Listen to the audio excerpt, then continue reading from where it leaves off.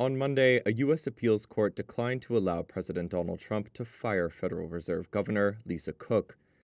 That will allow her to stay on ahead of the Fed's policy meeting on Tuesday and Wednesday.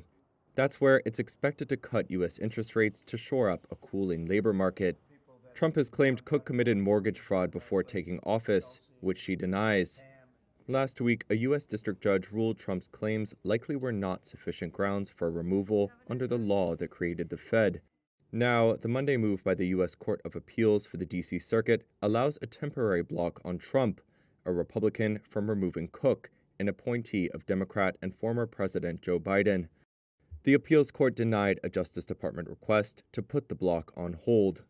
Under the 1913 law that created the Fed, its governors may be removed by a president only, quote, for cause, though the law does not define the term nor establish procedures for removal.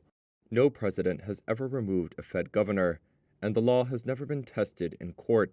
The administration is expected to appeal the ruling to the U.S. Supreme Court.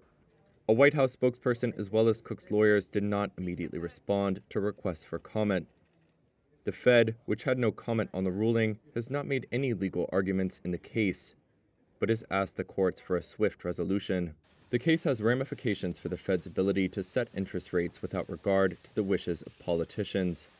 That is widely seen as critical to any central bank's ability to function independently to carry out tasks such as keeping inflation under control. What are the implications for monetary policy? Since taking office, Trump has put relentless pressure on Fed Chair Jerome Powell to cut interest rates. The Fed, focusing on fighting inflation, has not done so, though it is expected this week to make a cut.